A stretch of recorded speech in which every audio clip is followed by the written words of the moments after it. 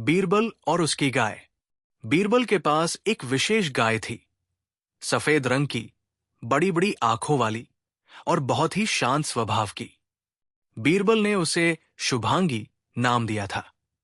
शुभांगी को वह एक सन्यासी से प्राप्त कर लाए थे, जिन्होंने चलते चलते कहा था, ये केवल एक गाय नहीं है, ये तुम्हारी बुद्धि की परीक्षा लेगी। बीरबल तब हंस पड़े थे। एक गाय मेरी बुद्धि की परीक्षा लेगी? कैसी विचित्र बात है। मगर उन्होंने श्रद्धा से उस गाय को अपने घर ले जाकर पालना शुरू किया। शुभांगी कोई आम गाय नहीं थी, वो बड़ी समझदार थी। बीरबल जब सुबह उठते तो गाय पहले ही दरवाजे पर खड़ी मिलती, जैसे उन्हें उठाने आई हो। जब बीरबल परेशान होते, गाय कभी कभी उनके पास आकर अपना सिर उनके कंधे पर रख देती, मानो कह रही हो, चिंता मत करो। धीरे धीरे शुभांगी बीरबल की दिनचर्या का हिस्सा बन गई। बीरबल उसे न केवल चारा देते, बल्कि उससे बात भी करते। कई बार तो ऐसा लगता जैसे गाय वास्तव में उन्हें समझ रही हो।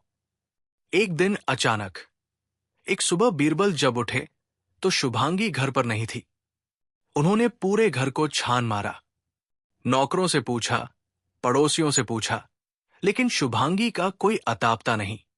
बीरबल हैरान रह गए। एक शांत, अनुशासित गाय ऐसे बिना किसी को बताए कैसे गायब हो सकती है? अगले ही दिन वो गाय के लापता होने की खबर लेकर अकबर के दरबार में पहुंचे। जहां पनाह बीरबल बोले, मेरी शुभांगी, वो कहीं चली गई है या शायद चुरा ली गई है। अकबर ने हंसी दबाते हुए कहा, बीरबल, एक गाय के लिए तुम इतने परेशान हो? बीरबल गंभीर थे। वो गाय आम नहीं थी। जहां पनाह उसमें कुछ रहस्य था, और अब जब वो नहीं है तो मुझे अजीब से संकेत मिल रहे हैं। अकबर ने इसे एक चुनौती के रूप में ले लिया। उन्होंने बीरबल को आदेश दिया, अगर तुम्हारी गाय वास्तव में विशेष है तो हमें उसे ढूंढ निकालना ही होगा।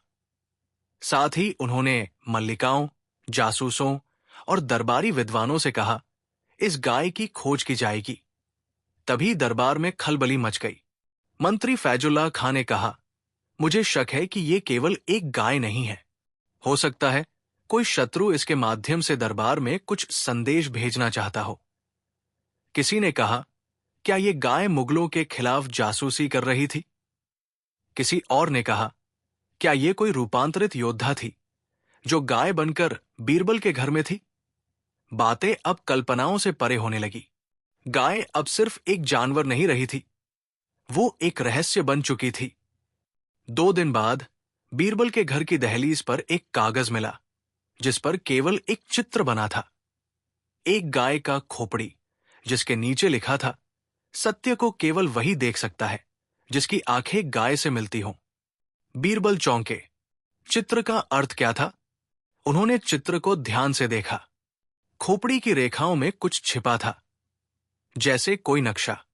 बीरबल ने उस नक्शे को विस्तार से देखा और पाया कि वह दिल्ली के बाहर एक पुराने खंडहर की ओर इशारा कर रहा है। अगले ही दिन बीरबल अकेले उस खंडहर की ओर रवाना हो गए। खंडहर सुनसान था। दीवारों पर कबूतरों की गूंज और समय की चुप्पी थी। लेकिन जैसे ही बीरबल उस खंडहर में घुसे, उन्होंने दीवार पर वही चित्र दोबारा देखा, खोपड़ी और गाय की आंखें। वहां जमीन पर एक पुराना कटोरा रखा था, उसी तरह का कटोरा जिसमें शुभांगी को पानी पिलाया जाता था, और पास में एक तांबे की प्लेट थी जिस पर उकेरा गया था, गाय को जिसने समझा वही सच्चाई तक पहुंचेगा, बाकी सब भ्रम में जीते हैं। बीरबल की सांसें तेज हो गई। ये कौन भेज रहा था? कौन ये संकेत दे रहा था?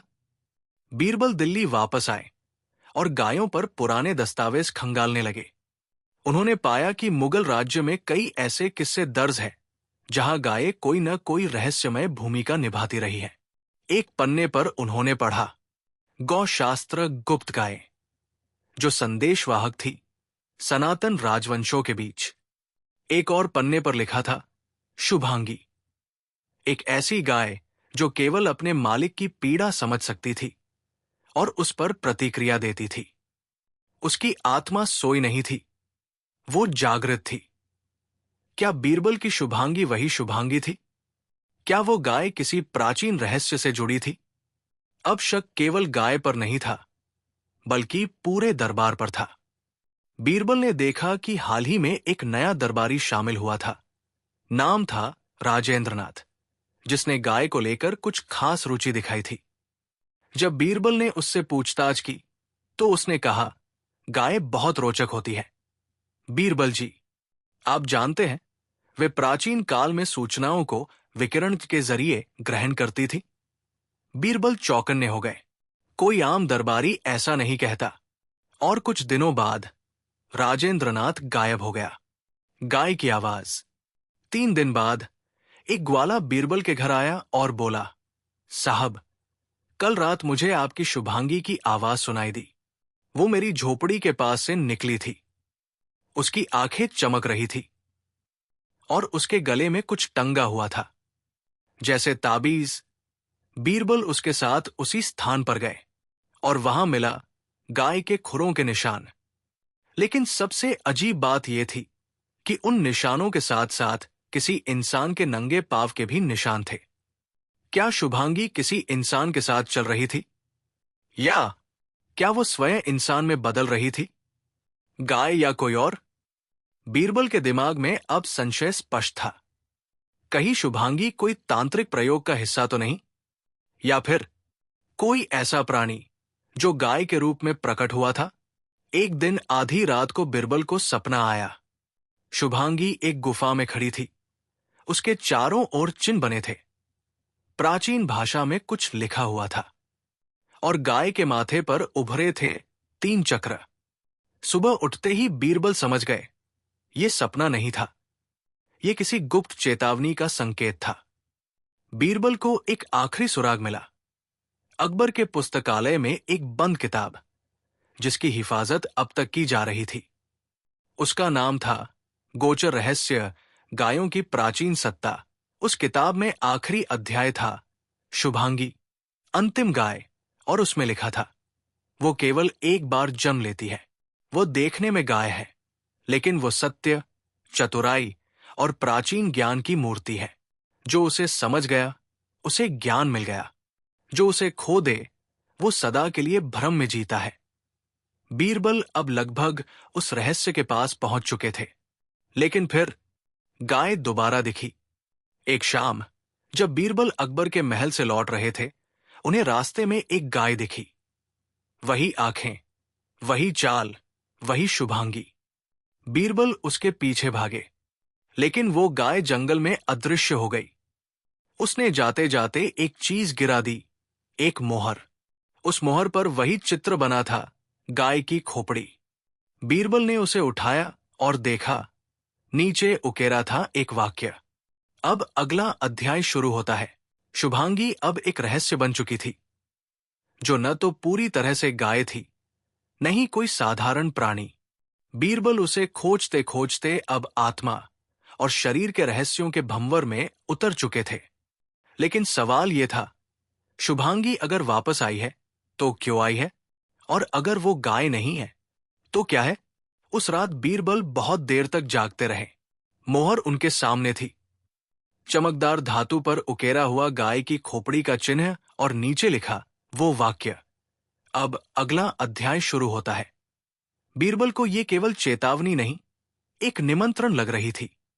लेकिन यह निमंत्रण किसके लिए था? अगली सुबह बीरबल ने मोहर को ध्यान से देखा। जब सूर्य की किरणें उस पर पड़ी, तो एक अदृश्य रेखा उभरने लगी। एक अक्षर, फिर एक नाम, संदेश कुंड। ये क्या है?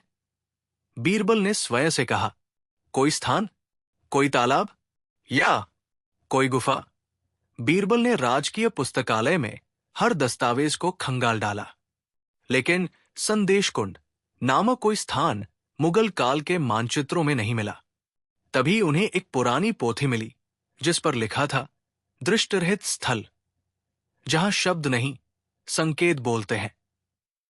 उस पोथी में संदेश कुंड के बारे में एक संदर्भ था। संदेश कुंड वो स्थल है जहां आत्मा गूढ़ ज्ञान की परीक्षा देती है। वो केवल उसे प्रकट होता है जो पशु और मनुष्य में अंतर नहीं देखता। बीरबल को अब यह स्पष्ट हो गया, शुभांगी उन्हें संदेश कुंड की ओर ले जाना चाहती थी। बीरबल ने किसी को कुछ नहीं बताया, न अकबर को, न कोई दरबारी। बस एक साधारण वेश में एक लाठी लेकर वे निकल पड़े, उस दिशा में जहां उन्हें विश्वास था कि संदेश कुंड होगा, दक्षिण दिशा की ओर, अरावली पर्वतों के पास। रास्ते में बीरबल को अजीब अनुभव हुए। एक बच्चा मिला जो बिना बोले केवल हाथ के इशारों से दिशा दिखा गया। एक साधु मिला जो बोला, गाय को खोज रहे हो, पर क्या तुम तैयार हो उसकी सच्चाई जानने के लिए? एक युवती मिली जिसने कहा, जिसे तुम गाय समझते हो वो स्वयं को तुमसे छिपा रही है, उसकी आत्मा बहुत पुरानी है। बीरबल अचंभित थे। क्या शुभांगी केवल पशु नहीं बल्कि कोई प्राचीन आत्मा थी? आखिरकार बीरबल एक सूखे जलाशय के किनारे पहुंचे। वहां कोई पानी नहीं था, लेकिन जमीन पर छपे थे गाय के खुरों के निशान, साफ जैसे किसी ने उन्हें अभी अभी बनाया हो। तभी हवा तेज चली और बीरबल को लगा कोई कानों में फुसफुसा रहा है। देखो जमीन के नीचे। बीरबल ने झुका सिर और देखा, मिट्टी पर एक वृत्त बना हुआ था, जिसे हल्के से खरोंचते ही एक कठोर पत्थर की पटिया दिखी, जिस पर उकेरा था, विवेक से ही द्वार खुलेगा, लोभ से नहीं, सत्य से ही आत्मा प्रकट होगी, कपट से नहीं। बीरबल समझ गए ये कोई साधारण द्वार नहीं था। उन्होंने मिट्टी हटाई और नीचे मिला एक छेद, अंधकारमय, लेकिन भीतर से कोई नन्ही नीली रोशनी झलक रही थी। बीरबल कूद पड़े। भीतर एक लंबी सुरंग थी और फिर वो खुली एक विशाल गुफा में। गुफा की दीवारों पर चित्र बने थे, गायों के, ऋषियों के और ऐसे चक्रों के जो समय और आत्मा के प्रतीक लगते थे। बीच में एक पत्थर की गाय खड़ी थी, लेकिन वो केवल मूर्ति नहीं थी, उसकी आंखें बीरबल को देख रही थी। और तभी वो गाय हिलने लगी। गाय की आंखें नीली हो गई। उसका स्वर एक महिला जैसा था, धीमा लेकिन शक्तिशाली। तुम आ गए हो बीरबल, मैं तुम्हारी शुभांगी ही हूं, लेकिन मेरी आत्मा इससे भी पुरानी है। बीरबल स्तब्ध थे। एक गाय उनसे बात कर रही थी, ना सिर्फ बात बल्कि मन की बातें भी समझ रही थी। शुभांगी बोली, मुझे तुम्हारे पास इसलिए भेजा गया था क्योंकि इस धरती पर अज्ञान फैल रहा है। जीवों की आत्मा को कोई नहीं पहचानता। केवल बुद्धिमत्ता नहीं, संवेदना चाहिए। बीरबल ने पूछा, तुम कौन हो? वास्तव में कौन? गाय ने कहा, मैं कामधेनु की संतान हूं, वो जो केवल इच्छाएं नहीं, ज्ञान देती है। मेरी आत्मा अनेक युगों से घूम रही है और हर युग में मैंने किसी एक को चुना है जो सत्य तक पहुंचे। इस युग में वो तुम हो। गुफा में एक द्वार खुला। भीतर एक तालाब था, लेकिन उसमें जल नहीं था, केवल दर्पण जैसी चमक। गाय ने कहा, इसमें झांको और देखो तुम कौन हो वास्तव में। बीरबल ने झांका और उन्होंने देखा वे स्वयं नहीं थे, बल्कि उनके अतीत के सभी कर्म वहां थे। उनके अहंकार, उनके सत्य, उनके छल, उनकी विनम्रता। और अंत में उन्होंने देखा एक छोटा बालक जो गाय को भूखा छोड़ रहा था। बीरबल कांप गए। उन्होंने अपने बचपन में कभी एक गाय को भूखा छोड़ा था। तब उन्होंने हंसी में उसे पत्थर मार दिया था। वो दृश्य अब उनके सामने था। शुभांगी बोली, हर आत्मा में अपराध होता है, लेकिन वही मुक्त होता है जो उसे स्वीकारता है। बीरबल ने आंखें मूंद ली और उस पल तालाब से एक ध्वनि निकली, तुम तैयार हो? शुभांगी बोली, अब समय है, मैं जाऊं। मेरी आत्मा को अगली यात्रा पर निकलना है, लेकिन तुम्हें एक अंतिम संकेत छोड़ती हूं।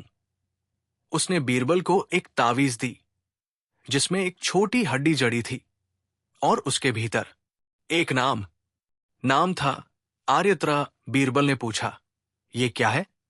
शुभांगी बोली, वही जहां अगली आत्मा जागेगी, लेकिन इस बार वो तुम्हारे पास नहीं आएगी। तुम्हें उसे पहचानना होगा, उसे जगाना होगा। और फिर गाय की आंखें बंद हो गई, उसका शरीर फिर से पत्थर बन गया। बीरबल वापस दरबार लौटे, लेकिन बदले हुए। उन्होंने अब निर्णय लिया कि वो केवल न्याय नहीं, करुणा भी फैलाएंगे। अकबर ने पूछा, तुम्हारी गाय मिली? बीरबल मुस्कुराए, हां, जहां पनाह। वो मिली, और उसने मुझे वो दिखाया जो मैं कभी नहीं देख पाता। अकबर ने और कुछ नहीं पूछा। शायद वो जान गए थे बीरबल की आंखों में कुछ बदल चुका है। उस रात बीरबल ने तावीज को ध्यान से देखा। उसे खोलते ही उसमें से एक चिट्ठी निकली। केवल एक वाक्य लिखा था, आर्यत्रा को अभी नहीं जानोगे, लेकिन जब चांद सवा दूज का होगा और गाय फिर गाएगी, तब सब सामने आएगा। और दूर कहीं जंगल में एक गाय की आवाज गूंजी। बीरबल जब महल लौटे, तब से कुछ बदल गया था। उनकी मुस्कान स्थिर थी, मगर आंखें जैसे हर समय कुछ ढूंढ रही थी। अकबर ने उनकी बेचैनी को कई बार महसूस किया, लेकिन कभी कुछ कहा नहीं। रातों को अब बीरबल स्वप्न में एक ही दृश्य देखते, एक गुफा, उसके भीतर एक गाय, और चारों ओर जलते हुए अक्षर। आर्यत्रा जाग चुकी है। पर आर्यत्रा है क्या?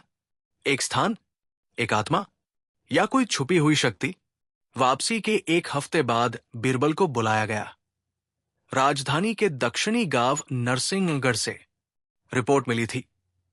गांव के कुएं से हर रात एक गाय की रोती हुई आवाज आती है, जबकि वहां कोई गाय नहीं रहती। लोगों में डर है, कई तो गांव ही छोड़ गए हैं। बीरबल को यह समाचार अजीब नहीं लगा। उन्होंने गांव का नाम सुना और मन ही मन बुदबुदाए, आर्यत्रा की पहली दस्तक। बीरबल अगले ही दिन गांव पहुंचे। गांव बहुत पुराना था। जमीन पर समय की धूल थी और हवा में अजीब सी थरथराहट। कुएं के पास बीरबल ने रात बिताई। चांद आधा था, और जैसे ही आधी रात हुई, कुएं के भीतर से वही आवाज आई, हम्बा, बा। गाय की नहीं, मानो किसी ने गाय बनने की कोशिश की हो, जैसे कोई आत्मा जो रूप को ढाल रही हो। बीरबल तुरंत नीचे उतरने लगे, और कुएं के भीतर एक रहस्यमयी द्वार मिला, जिस पर लिखा था, आर्यत्रा के द्वार पर तर्क निष्फल है, केवल भाव ही प्रवेश देगा। बीरबल ने अपनी आंखें बंद की और कहा, मैं आया हूं, तुम्हें जानने नहीं थोपने। द्वार खुल गया। कुएं के नीचे एक गुफा थी, जो 4 दिशाओं में फैली थी, उत्तर, दक्षिण, पूर्व, पश्चिम। पर बीच में एक कांच का वृत्त था, जिसके भीतर कुछ हिलता दिख रहा था। बीरबल धीरे धीरे आगे बढ़े, और जैसे ही उन्होंने वृत्त छुआ, चारों दिशाओं से आकृतियां प्रकट हुई। 4 गायें, मगर उनके चेहरे इंसानों जैसे थे। हर एक बोली, मैं भूख हूं, जब आत्मा को शांति नहीं मिलती। मैं क्रोध हूं, जब मूक को न्याय नहीं मिलता। मैं त्याग हूं, जब प्रेम को त्याग दिया जाता है। मैं आर्यत्रा हूं, जब पुनर्जन्म टूटता है। बीरबल स्तब्ध। उन्होंने पूछा, तुम कौन हो? सभी ने एक साथ कहा, हम शुभांगी की आत्मा के 4 चरण हैं। अब अंतिम चरण को तुम्हें ही खोलना है। गायों की आत्मा ने बीरबल को एक वृत्त में बैठाया, और उसके चारों ओर ध्वनि गूंजने लगी, छवियां उभरने लगी। एक समय जब गाय राजा के साथ सभा में बैठती थी, जब आत्मा को पशु और मानव का अंतर नहीं कहा जाता था। और फिर वो पल जब शुभांगी को मृत्यु दी गई, जलाकर। बीरबल चौंके, पर शुभांगी तो मरी नहीं थी। एक गाय बोली, जिसे तुम शुभांगी समझते थे, वो उसका केवल एक अंश था। उसकी आत्मा बन चुकी थी, आधा लौटा था, आधा भटका, और आधा अब आर्यत्रा के रूप में पुनः जन्म लेना चाहता है। बीरबल को बताया गया कि आत्मा का पुनर्जन्म तभी संभव है, जब कोई मनुष्य अपने संपूर्ण अतीत को भुलाकर पशु बनना स्वीकारे। क्या तुम तैयार हो? आत्माएं बोली। बीरबल मौन रहे, पर तभी एक विस्फोट हुआ, और एक कांच की दीवार टूट गई। उस पार एक बालिका खड़ी थी, 12 वर्ष की। उसके माथे पर गाय की खाल जैसी रेखा और आंखें शुभांगी जैसी। बीरबल को लगा उसकी आंखें बोल रही है, मैं आर्यत्र हूं, लेकिन अधूरी हूं। मेरा अंतिम रूप तभी पूर्ण होगा जब मुझे फिर त्यागा जाएगा। बीरबल बालिका को साथ लेकर गांव लौटे, लेकिन यह खबर जंगल की आग की तरह फैली। बीरबल एक अजीब बालिका को महल लाए हैं, जो आधी गाय है। अकबर ने बुलाया, क्या है ये? बीरबल बोले, ये गाय नहीं, न बालिका, ये आत्मा है जो हमसे न्याय चाहती है। अकबर ने सिर झुकाया। अगर ये सत्य है तो आने वाले समय में दरबार अब केवल निर्णय का नहीं, आत्मा के पुनर्जन्म का स्थल होगा। उस रात बीरबल को वो बालिका दिखी, महल की छत पर। वो हवा में गाय के आकार में बदल गई, फिर इंसान बनी, फिर प्रकाश में विलीन हो गई। उसने बीरबल की ओर देखा और कहा, अंत अब प्रारंभ है। आर्यत्रा अब महल में थी, न गाय, न पूरी तरह मानव, बल्कि एक आत्मिक ऊर्जा का अवतार। दिन भर वो खामोश रहती, पर रात को महल की छत पर बैठी रहती। वहां से वह किसी अनदेखे स्थान को देखती, जैसे वो कुछ खोज रही हो या कुछ याद कर रही हो। बीरबल उसकी खामोशी को समझते थे, पर जवाब नहीं पा रहे थे। एक रात आर्यत्रा ने अचानक पूछा, क्या आप मुझे दोबारा त्याग सकते हैं? बीरबल चौंक गए। तुम क्या कह रही हो? जिस तरह शुभांगी को छोड़ दिया गया था। आत्मा तभी पूर्ण होती है जब उसे छोड़ा जाता है। क्या आप ऐसा कर सकते हैं फिर से? बीरबल चुप रह गए। आर्यत्रा की उपस्थिति ने दरबार में बेचैनी फैला दी थी।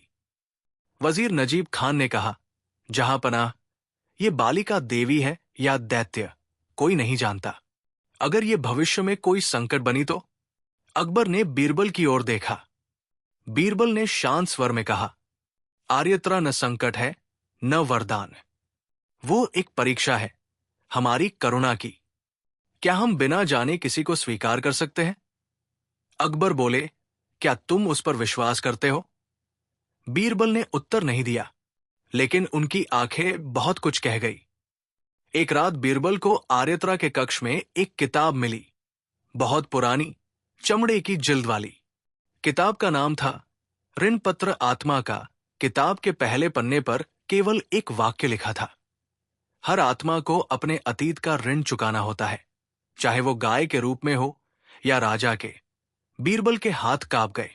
क्या ये आर्यत्रा का अतीत था या उनका खुद का? किताब के अंदर एक नक्शा भी था, एक जगह की ओर इशारा करता हुआ, जहां लिखा था विनष्ट ग्राम, जहां से आत्मा निकली थी।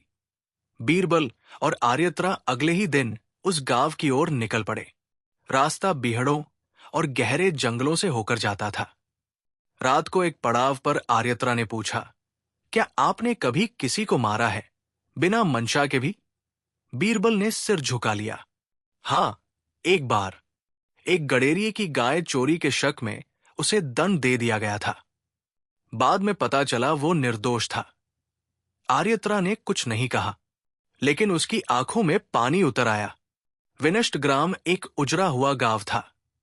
वहां केवल राख, जले हुए पेड़ और टूटी हुई झोपड़ियां थी। लेकिन जैसे ही आर्यत्रा गांव में कदम रखती है, हवा बदल जाती है। जले हुए पेड़ों पर पत्ते आने लगते हैं। एक टूटा हुआ कुआं अपने आप जल से भरने लगता है। बीरबल स्तब्ध। फिर गांव के बीचों बीच एक वृक्ष उगाता है। उसकी छाल पर लिखा होता है, यहां वो आत्मा जली थी जिसने पुनर्जन्म चुना था। शुभांगी की पहली अग्नि यही थी। रात को दोनों को एक स्वप्न आता है। आर्यत्रा को दिखता है शुभांगी को जला रहे हैं कुछ लोग, जिनके चेहरे नहीं दिखते, लेकिन उनमें एक चेहरा बीरबल जैसा दिखता है। बीरबल को दिखता है एक गाय जंगल से भाग रही है, उसके पीछे लोग भाले लिए दौड़ रहे हैं, और गाय बार बार कह रही है, मैं पाप नहीं हूं, मैं पशु नहीं हूं, मैं आत्मा हूं। सुबह दोनों उठते हैं और चुपचाप बैठ जाते हैं। दोनों जानते हैं विनष्ट ग्राम केवल एक गांव नहीं, एक पाप की भूमि थी। गांव से लौटते समय आर्यत्रा धीरे धीरे बदलने लगती है। उसकी चाल में गाय की सहजता, उसकी आंखों में मानव का गहरापन और उसकी आवाज में आत्मा की पुकार आने लगती है। एक शाम बीरबल ने देखा, वो बच्चों को चुपचाप घास खिला रही थी। एक बच्चा बोला, तुम गाय हो या परी? आर्यत्रा मुस्कुराई, शायद दोनों। एक रात आर्यत्रा ने बीरबल से कहा, अब समय आ गया है, मुझे अग्नि में लौटना होगा, लेकिन इस बार तुम मुझे नहीं छोड़ोगे, बल्कि मैं खुद जाऊंगी। बीरबल बोले, नहीं। एक बार फिर क्यों? क्या आत्मा का चक्र कभी पूरा नहीं होता? आर्यत्रा ने जवाब दिया, क्योंकि जब तक मानव खुद को पशु से अलग समझता है, आत्मा अधूरी रहती है। और वे चल पड़े उसी गुफा की ओर जहां आत्मा पहली बार फूटी थी। गुफा में एक अग्निकुंड पहले से जल रहा था, बिना ईंधन के, बिना हवा के। आर्यत्रा उसमें उतरने लगी। बीरबल चीख उठे, मत जाओ, तुम अब पूरी हो गई हो। मैं जानता हूं। आर्यत्रा मुस्कुराई, मैं अब जा नहीं रही, मैं तुम्हारे भीतर समा रही हूं। और जैसे ही वो अग्नि में समाई, अग्नि शांत हो गई और वहां बचा एक दीपक। बीरबल ने उसे उठाया। दीपक में कुछ लिखा था, जहां आत्मा जलती नहीं, वहां मानवता बुझती नहीं। बीरबल वापस महल लौटे, लेकिन आर्यत्रा अब नहीं थी। पर कुछ बदला था। बीरबल अब दूसरों की आंखों में देख सकते थे उनका दुख। पशुओं की आवाज अब उन्हें संगीत सी लगती। और हर रात महल की छत पर एक दीपक जलता था, बिना किसी बाती या तेल के। अकबर ने एक दिन पूछा, आर्यत्रा कहाँ है? वो अब किसी एक में नहीं है, वो अब हर उस आत्मा में है जो समझे कि प्रेम केवल मनुष्यों का अधिकार नहीं। अंत? नहीं, अभी नहीं। 1 साल बाद एक नया साधु राजधानी आया। वो हर बात में गायों का जिक्र करता था। उसकी आंखें आर्यत्रा जैसी थी। बीरबल ने उसे देखा और मन में एक ही प्रश्न उभरा, क्या आत्मा फिर लौट आई है? साधु मुस्कुराया और बोला, बीरबल, अगला चरण शुरू हो गया है। अब आत्मा को शत्रु नहीं, उत्तर मिलेगा। अकबर के दरबार में कई महीनों बाद फिर चर्चा छिड़ी। एक साधु आया है जो पशुओं की भाषा समझता है। वो गायों से बात करता है और उनकी पीड़ा समझाता है। वो कहता है, गाय केवल पशु नहीं, आत्मा की पुस्तकें हैं। अकबर ने बीरबल से कहा, तुम जाकर उस साधु से मिलो। मैं देखना चाहता हूं, क्या ये संयोग है या कोई चेतावनी। बीरबल साधु से मिलने जंगल के बाहर बने एक टूटे से मठ में पहुंचे। वहां राख की परतों के बीच एक ऊंचा, दुबला, शांत साधु बैठा था। उसके चेहरे पर कोई उम्र नहीं थी। उसकी आंखें, वो वही आंखें थी आर्यत्रा की। बीरबल के होंठ कांपे। आर्यत्रा? साधु मुस्कुराया, नहीं, मैं अब केवल शून्य हूं। पर जो तू खोज रहा है वो भीतर ही है। सवाल है, क्या तू उसे फिर त्याग सकेगा? बीरबल सन्न थे। साधु बीरबल को एक तालाब के पास ले गया। तालाब में कुछ पत्थर इस प्रकार रखे गए थे जैसे किसी ने चित्र बनाया हो। वो चित्र एक गाय का मुख था और उसके ठीक नीचे लिखा था, शुभांगी अब केवल नाम नहीं, यात्रा है। तालाब में साधु ने हाथ डाला और पानी अचानक लाल हो गया। फिर छवियां उभरने लगी। एक राजा जो गाय को ताज देता है, एक बालिका जो आग से उठती है, और एक बीरबल जो 2 रूपों में दिख रहा था, एक न्यायाधीश और एक दोषी। बीरबल कांप गए। क्या मैं ही? साधु बोला, हर आत्मा के 2 रूप होते हैं, एक जो खोजता है और एक जो छुपाता है। तू कौन है? राजमहल में एक पुराना कोषागार खोला गया। वहां एक पुस्तक मिली जिसका नाम था। इसमें एक अध्याय था, शुभांगी की अग्नि, जब आत्मा को दंडित किया गया था सत्य कहने पर। कथा के अनुसार शुभांगी दरबार में गायों के प्रति क्रूरता की शिकायत करने गई थी, लेकिन राजा के दरबारियों ने उसे पिशाचनी कहकर आग में झोंक दिया। वही बैठा था एक नौजवान दरबारी जो विरोध न कर सका। उस दिन से उसकी आत्मा हर जन्म में उसी गलती को सुधारने की कोशिश करती रही। उस दरबारी का नाम था वीरभद्र। अकबर ने किताब बंद की और कहा, क्या तुम ही वो हो, बीरबल? बीरबल ने सिर झुका लिया। बीरबल साधु के पास फिर पहुंचे। साधु ने उसे एक प्राचीन द्वार दिखाया। उस पर लिखा था, यदि आत्मा को जानना है तो अपना चेहरा छोड़ना होगा। बीरबल ने भीतर प्रवेश किया और सामने एक आईना था, लेकिन उसमें बीरबल नहीं, एक गाय खड़ी थी। उसकी आंखों से आंसू बह रहे थे। फिर वही गाय इंसान में बदल गई, आर्यत्रा। आर्यत्रा बोली, तुमने मुझे आग में नहीं डाला था, पर रोका भी नहीं था। अब आत्मा निर्णय चाहती है। 4 आवाजें गूंजी। क्या न्याय वही है जो देर से मिले? क्या पशु केवल मौन आत्माएं हैं? क्या पुनर्जन्म अपराध से मुक्ति है? क्या आत्मा क्षमा कर सकती है? बीरबल गिर पड़े। अकबर ने निर्णय लिया, हम एक आत्मिक दरबार बैठाएंगे, जहां पशुओं के प्रतिनिधि भी होंगे, जहां न्याय केवल कानून से नहीं, संवेदना से तय होगा। बीरबल के सुझाव पर जंगल से कुछ संत, चरवाहे और बुजुर्गों को बुलाया गया, जो वर्षों से गायों, पशुओं के व्यवहार को समझते थे। आर्यत्रा, साधु का रूप, ने वहां केवल एक प्रश्न रखा, क्या आत्मा का पुनर्जन्म उसे क्षमा करता है या वो दुनिया से क्षमा मांगता है? दरबार में मौन छा गया। आर्यत्रा ने कहा, मैं एक परीक्षा दूंगी।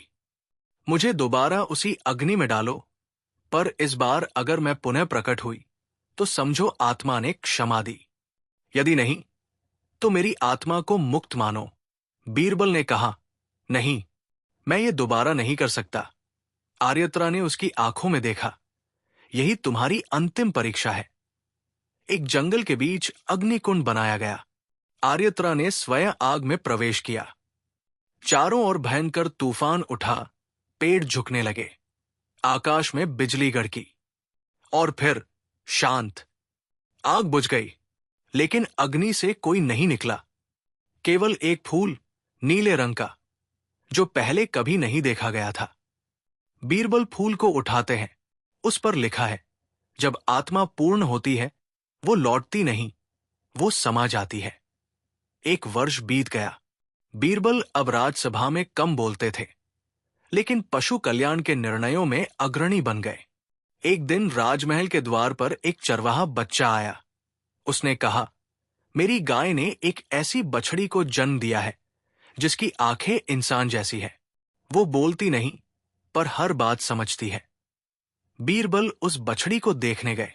वो बछड़ी बिल्कुल वैसी ही थी जैसी शुभांगी की आंखें थी, भावप्रवण, शांत और दृढ़। बीरबल ने धीरे से उसके कान में कहा, क्या तुम लौट आए हो? बछड़ी ने सिर झुकाया, जैसे वो समझ गई हो। बछड़ी का नाम रखा गया शुभ्रा। शुभ्रा किसी सामान्य बछड़ी की तरह नहीं थी। वो बोल नहीं सकती थी, लेकिन उसकी आंखें भावनाओं से बोलती थी। वो दूसरों की पीड़ा को समझ लेती, उसके पास बैठ जाती और उस पीड़ा को जैसे खुद में समाहित कर लेती। एक बार महल के एक सैनिक को सांप ने काट लिया। बीरबल ने वैद्य को बुलाया, लेकिन जब तक वैद्य आया, शुभ्रा उस सैनिक के पास बैठी रही। उसकी सांसें सामान्य हो गई। सैनिक ने कहा, ऐसा लगा जैसे किसी ने मेरी पीड़ा अपने भीतर खींच ली हो। बीरबल चौंके। ये कोई साधारण गाय नहीं थी। उन्हें याद आया, उस नीले फूल पर लिखा था, जब आत्मा पूर्ण होती है वो लौटती नहीं, वो समा जाती है। क्या ये वही आत्मा है जो फिर एक बार संसार में वापसी कर चुकी है? पहला संकेत, स्वर रहित पुकार। एक रात बीरबल अपने कक्ष में सो रहे थे। अचानक उन्हें एक स्त्री की धीमी सी पुकार सुनाई दी। बीरबल, आंख खुली। चारों ओर सन्नाटा। फिर वही आवाज, बीरबल, सत्य अधूरा है। वो उठे, दरवाजा खोला। सामने शुभ्रा खड़ी थी। उसकी आंखों में पानी था। बिना कुछ कहे वो पलटी और चल दी। बीरबल उसका पीछा करते हुए महल के पीछे वाले उपवन तक पहुंचे। वहां जमीन के नीचे कुछ चमकता दिखा। खोदने पर एक पुराना ताम्रपत्र निकला। ताम्रपत्र पर लिखा था, उसका नाम मत भूलो जिसने आत्मा से न्याय मांगा था। शुभांगी नहीं, वो अवध्या थी, जिसका नाम मिटा दिया गया, पर कर्म नहीं। बीरबल सन्न रह गए। अवध्या? ये कौन थी? क्या शुभांगी और अवध्या एक ही थी, या कोई और रहस्य छिपा था? बीरबल ने राज्य के पुराने अभिलेखागार की ओर रुख किया, जहां प्रवेश वर्षों से वर्जित था। राजपुरोहितों के गुप्त पुस्तकालय में एक पुस्तक मिली, गोपथ गौ आत्मा की परंपरा। इस पुस्तक में वर्णित था कि प्राचीन काल में कुछ गायों को संवेदनात्मा कहा जाता था। वे मानव आत्माओं को धारण कर सकती थी। इन संवेदनात्मा गायों को समाज से दूर रखा जाता था, क्योंकि उनके पास मनुष्यों के कर्म पढ़ने की क्षमता होती थी। बीरबल को एक अध्याय में एक नाम दिखा, अवध्या, जिसे जलाया नहीं जा सकता था, फिर भी जलाई गई। उसके आगे लिखा था, वो हर जन्म में किसी न किसी रूप में लौटती है, जब न्याय अधूरा हो। बीरबल की आंखें नम हो गई। क्या शुभ्रा वही अवध्या थी? गाय जो स्वप्न देती थी, अब महल में अजीब घटनाएं होने लगी। रात को रानियों को सपने आने लगे। एक जंगल, एक पुराना कुआं, एक गाय जो बोलती है, और एक व्यक्ति जो बार बार माफी मांगता है। सपनों में एक ही नाम बार बार आता, वीरभद्र। रानी जोधाबाई ने बीरबल से पूछा, क्या तुम जानते हो ये कौन है? बीरबल चुप रहे, क्योंकि वो जानते थे वीरभद्र वही दरबारी था जिसने वर्षों पहले अवध्या को बचाया नहीं था। और वही वीरभद्र अब बीरबल के रूप में जन्मा है। एक दिन शुभ्रा अचानक जंगल की ओर दौड़ गई। बीरबल, सैनिक और महलवासी उसके पीछे गए। वो एक पुराने खंडहर पर रुकी। वहां जमीन फटी हुई थी, जैसे किसी जमाने में कुछ जलाया गया हो। वहां एक पत्थर के नीचे से हड्डियां निकली, मानव नहीं, गाय की। शुभ्रा जमीन पर बैठ गई और एक करुण स्वर में गूंगी सी आवाज निकाली। कोई संगीत नहीं, पर हर कोई रो पड़ा। बीरबल ने वही निर्णय लिया, यह स्थल अब आत्मगाय स्मारक होगा, जहां पशु बलि, अत्याचार और मौन अन्याय के खिलाफ प्रतीक का स्थान होगा। अकबर ने घोषणा की, जो आत्मा न्याय मांगती है वो कभी शांत नहीं होती। ये स्मारक उसकी चिरशांति का प्रयास है। किंतु जब प्रकाश बढ़ता है तो छाया भी गहराती है। दरबार में एक नया विद्वान आया, तपस्व राघव। उसने कहा, गायों की आत्मा, पुनर्जन्म, ये सब मूर्खता है। ये बीरबल की भावुकता है, न कि तर्क। उसके प्रभाव में कुछ दरबारी भड़क उठे। अगर आत्मा लौट सकती है तो अपराध भी बार बार दोहराए जा सकते हैं। क्या तब भी न्याय होगा? बीते अपराधों का लेखा जोखा खोलने से राज्य डगमगा सकता था। अकबर असमंजस में पड़ गए। बीरबल पर प्रश्न उठने लगे। शुभ्रा अब एकदम शांत रहने लगी। वो ना खेलती, ना खाती, बस एक वृक्ष के नीचे बैठती और उसकी ओर ताकती, जैसे वहां कोई अदृश्य आत्मा हो। एक रात शुभ्रा गायब हो गई। पूरा राज्य खोज में लग गया। जंगल, तालाब, आश्रम, गांव, कहीं नहीं मिली। फिर एक दिन एक गडरिया आया। मैंने एक गाय देखी जो नदी के बीच में खड़ी थी, लेकिन वो गाय नहीं लग रही थी, वो इंसान जैसी थी। बीरबल तुरंत वहां पहुंचे। नदी के बीचों बीच एक चट्टान थी। उस पर नीला फूल खिला था, वैसा ही जैसे पहले बार मिला था। बीरबल घुटनों के बल बैठ गए। एक पत्थर पर उकेरा गया था। अवध्या यहां से गई नहीं, वो भीतर समा गई है। जब अंतिम प्रश्न उठेगा वो फिर लौटेगी। बीरबल लौटते समय केवल एक वाक्य दोहरा रहे थे, जब अंतिम प्रश्न उठेगा तो क्या शुभ्रा फिर लौटेगी? क्या अवध्या की आत्मा पुनः मानव रूप धारण करेगी? क्या बीरबल की आत्मा वीरभद्र के अपराध से मुक्ति पाएगी? क्या तपस्व राघव की वैज्ञानिक विचारधारा आत्मिक सत्य को झुठला पाएगी? या कोई तीसरा मार्ग खुलेगा, जहां आत्मा, शरीर और समाज तीनों का पुनर्निर्माण होगा? बछड़ी शुभ्रा के कुएं किनारे गायब होने के बाद महल में छाई एक गूढ़ चुप्पी बीरबल के मन को बार बार कस रही थी। दरबार में एक अजीब नीरसता थी, न रौनक, न उत्साह, लेकिन राहत की एक आहट बनी हुई थी। संभवतः शुभ्रा लौटेगी। एक रात बीरबल को स्वप्न आया।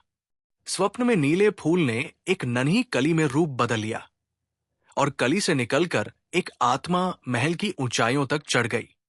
उसका स्वर धीमा लेकिन दृढ़ था। मैं लौट आई हूं। न्याय की अधूरी पेशी संभालने, अधिवक्ता की गरिमा लेकर। बीच में अचानक स्वप्न टूट गया। बिरबल ने चकित होकर आंखें खोली, लेकिन यह स्पष्ट था कि इस बार केवल गाय या बछड़ी नहीं आ रही थी, बल्कि एक अधिवक्ता आत्मा थी जो न्याय और करुणा की बात करने आ रही थी। उस सुबह बीरबल ने अकबर से आग्रह किया कि वे जल्दी दरबार बुलाएं। दरबार टटोल रहा था कि किस प्रकार दूसरे अपराधों का लेखा जोखा होगा। उस तपस्व राघव और विद्वानों की चिंता अब बढ़ चुकी थी। लेकिन बीरबल ने कहा, अब समय आ गया है जहां निशब्द न्याय, जो केवल पशु और मानव की आवाज में शब्द नहीं, संवेदना और आत्मा की भावना में होता है, उसका त्याग बंद किया जाएगा। अकबर कुछ अनिर्णय में दिखे, लेकिन अंततः बोले, बीरबल, तुम आगे बढ़ो। जो आएगा उसे यहां न्याय मिलेगा, न केवल शब्दों का, बल्कि आत्मा के प्रत्याभूति के आधार पर। यह घोषणा दरबार में तहलका मचा गई। महल के मुख्य गर्त हॉल में जब दरबार शुरू हुआ तो वहां उपस्थित लोग सहम गए, क्योंकि सामने विद्वानों और सेनापतियों की कतारों के मध्य एक आत्मा खड़ी थी। न उगली किसी पशु की भाषा, न बहकती किसी मनुज की, लेकिन उसकी उपस्थिति में एक अदृश्य भय था, करुणा और न्याय का भार। बीरबल ने उसकी ओर देखा। आंखों में समझ और आग्रह झलक रहा था। अधिवक्ता ने चुपचाप हाथ उठाया और एक पुस्तक सामने रखी, गोविधि न्यायशास्त्र। ये केवल कानून ग्रंथ नहीं, बल्कि प्रत्येक जीव की आत्मा का न्याय पत्र है। दृष्टि दरबार में घुटी। न तो कोई आवाज थी, न कोई प्रतिबंध, पर सब में एक सन्नाटे सा उत्साह। अधिवक्ता बोली, मैं नवीन न्याय की मुंहफट याचिका लेकर आई हूं। पशु न्याय अधिनियम की उपस्थिति में अद्यतन संशोधन हेतु। कुछ दरबारी हंसे, कुछ झुंझलाए। तपस्व राघव चुपचाप पीछे हट गया। बीरबल ने कहा, मैं आत्मा के वकील से पूछना चाहता हूं, क्या शुभ्रा को खुले न्याय द्वारा पुनरागमन का अधिकार दिया जा सकता है? आत्मा ने गहरी सांस ली और बोली, यदि किसी पशु आत्मा ने मानव में रहकर या मानव द्वारा हुए अत्याचारों के कारण अपना अस्तित्व खो दिया, तो उसकी पुनरागमन की स्वतंत्र इच्छा का सम्मान ही न्याय है। दरबार में हलचल मच गई। दरबार में दो ध्रुव बन गए। विरोधी दल, तपस्व राघव, यदि हम पशु की आत्मा को मान लेंगे तो मानव न्याय व्यवस्था ढह जाएगी। नजीब खान, राज्य को ढालने की जिम्मेदारी आसान नहीं हो सकती। तुझ पुराने विद्वान, ये पाखंड है, मानव विज्ञान का अपमान, समर्थन करने वाला पक्ष। बीरबल, न्याय के लिए आवाज होंगी, चाहे वो चुप हो। चरवाहे, संत और पशु सेवा कार्यकर्ता, हमने शाब्दिक न्याय नहीं, आत्मा का न्याय देखा है। रानी जोधाबाई, कृपा, दया, न्याय, ये केवल मनुष्यों का अधिकार नहीं हो सकता। अंततः अकबर ने कहा, हम एक आत्मिक परीक्षण से गुजरेंगे। जो परिणाम आएगा वो अग्नि की तरह सच्चा होगा, जो न तो नष्ट होता है न तमाशा देता है। दरबार के निर्णय के अनुसार एक परीक्षण रखी गई, जिसमें एक नरसंहार स्थल याद किया जाएगा, जहां गायों ने अत्याचार सहा। बीरबल उस स्थल पर आर्यत्रा के माध्यम से दृश्य देखेंगे, जो गवाह होंगे। फिर निर्णय होगा कि पुनरागमन न्यायसूचक है या केवल भावुक भ्रम। पहला द्वार, विनष्ट ग्राम, जहां अवध्या, शुभांगी को जलाया गया था। दरबार, संत, विद्वान और बीरबल उस गांव पहुंचे। संतों ने मंत्रोच्चारण किया। अंततः एक स्वप्न दृश्य सामने आया, जिसमें एक युवा अवध्या को देखा गया, जिसने राजा की चतुराई से पलटवार किया, लेकिन शांत रहा। उसे आग में डाल लोगों ने खोजा किया, लेकिन फिर भी उसकी आत्मा गूंज गई। बालिका बुरी नियतों की विजय से ज्यादा निर्भीक सत्य का निरूपण करती दिखी। जरूर ये दृश्य केवल स्वप्न हो सकता था, लेकिन सभी उसे वास्तविक मान रहे थे। दूसरा द्वार, अदालत महल का मुख्य कक्ष, जहां पंजीकृत न्याय हुआ। अधिवक्ता ने पूछा, क्या न्याय के लिए पशु आत्माओं को भी आत्मा भूमि मिलेगी? क्या वे अपराध का हिसाब मांग सकती है? और क्या उनका पुनर्जन्म उन्हें दोबारा बोझ बनाता है? इस प्रश्नों के जवाब में बीरबल अकेले नहीं, बल्कि उन गवाहों, संतों, बच्चों, गायों और उस एक बछड़ी मजे हुए अनुभवों की आंखों में देख रहे थे। बहस फिर झड़ गई। विरोध, यदि हम आर्यत्रा जैसे ऐसे अवतारों को मान लेंगे, तब मानव जाति को नैतिकता का हाथ देना भारी पड़ेगा। क्या फिर कोई कब दोषी है, पता चलेगा? समर्थन, जब मानव ही अपनी न्यायदीप्ति से गायों की आवाज सुन सकता है, तो क्या इससे मानवता कमजोर हो जाएगी या समृद्ध? अंततः रात को महल में निर्वाण की तैयारी हुई। बीरबल अकेले तब विश्वास सीमा पर खड़े थे। अधिवक्ता, आत्मा आई। उसने बीरबल की ओर देखा। जो खुला अंत आप चाहते थे, यहां है वह। न्याय ही वो पुल है जहां मानव और पशु मौन मिल सकते हैं। पर क्या तुम, बीरबल, फिर त्याग कर सकते हो? बीरबल कांप गया। पृष्ठभूमि में कहीं और जंगल में एक बछड़ी की करुण पुकार गूंज पड़ी। बिना आवाज किए, पर सब सुन सकते थे। कई दिनों तक जंगलों, मैदानों, तपोभूमियों और आत्मिक गुफाओं में बीरबल ने अपने हृदय और चेतना के द्वारा शुभ्रा को खोजने का प्रयत्न किया। लेकिन अंततः एक रात, जब महल के पीछे अमराई में नीली ज्योति चमकी, वहां बीरबल को शुभ्रा का अंतिम अवतरण दिखा। ये शुभ्रा न बछड़ी थी, न गाय, न आत्मा। वो प्रकाश रूप में एक पूर्ण चेतन, एक स्वरहित करुणा की मूर्ति बन चुकी थी। उसने कहा, मैं अब लौट नहीं सकती, क्योंकि मेरा उद्देश्य पूर्ण हुआ। बीरबल, तुम्हारी बुद्धि, न्याय और प्रेम ने मुझे मोक्ष दिलाया। अवध्या, शुभांगी, शुभ्रा, ये सब केवल रूप थे। असली में वो चेतना थी जो पशु में पीड़ा, मानव में अन्याय और राजा में मोह देखकर जन्मी थी। अब वो चेतना लौट नहीं सकती, क्योंकि वो एक हो चुकी है सब जीवों में। बीरबल रो पड़ा। तपस्व राघव कोई सामान्य पुरोहित नहीं था। वर्षों पहले वो राजपुरोहित हुआ करता था, परंतु एक अदृश्य लालच ने उसे वश में किया। उसे विश्वास हो गया कि आत्मा की शुद्धता केवल ब्राह्मणों में है। उसने गायों को केवल यज्ञ की वस्तु समझा, और उस पवित्रता की आड़ में उसने अवध्या को आग में झोंक दिया, मानो वह कोई अपराधी हो। परंतु अवध्या की आत्मा ने उसी क्षण उसकी आत्मा में प्रवेश किया, और वर्षों से वो राघव एक छलावा जीवन जी रहा था। उसे हर बार शुभांगी, शुभ्रा और नीले फूलों में वही आत्मा दिखती। इस भय को छिपाने के लिए उसने विरोध किया, लेकिन जब अंत में आत्मा ने उसकी ओर देखा, वो फफक कर गिर पड़ा। मैं दोषी हूं, मेरे अहंकार ने तुम्हें जलाया। अवध्या, मुझे क्षमा करो। शुभ्रा प्रकाश रूप में बोली, जब दोषी अपने दोष को स्वीकार कर रोता है, तो न्याय संपूर्ण होता है। उसी क्षण तपस्व राघव की आत्मा उसके शरीर से निकलकर नीले प्रकाश में समा गई, और उसकी देह महल की सीढ़ियों पर स्थिर हो गई। अब बीरबल ने वो अंतिम प्रश्न पूछा जो वर्षों से उसके मन में था। क्या शुभांगी सच में केवल गाय थी, या वो कोई और? प्रकाश रूप ने उत्तर दिया, शुभांगी जन्म से एक सामान्य गाय थी, परंतु जब उसे अकबर ने अपने बचपन में खेलते हुए पहली बार देखा, तब उसमें आत्मा जागृत हुई, क्योंकि न्याय की पहली सीख अकबर को उसी गाय ने दी थी। जब उसने भूख से तड़पते हुए एक कुत्ते को अपने चारे में भाग दे दिया था, राजा की करुणा, बाल्य प्रेम और न्याय भावना ने एक सामान्य गाय को आत्मिक वाहक बना दिया। परंतु जब वही गाय समय के साथ दरबार की राजनीति और यज्ञ की मूर्खताओं की भेंट चढ़ी, तब उसकी आत्मा फूट पड़ी और उसने वापसी का वचन लिया। इसलिए मैं अवध्या, शुभांगी, शुभ्रा सब रूपों में आती रही। पर अब नहीं, क्योंकि अकबर ने भी अपने जीवन में पशु न्याय की बात लागू कर दी है।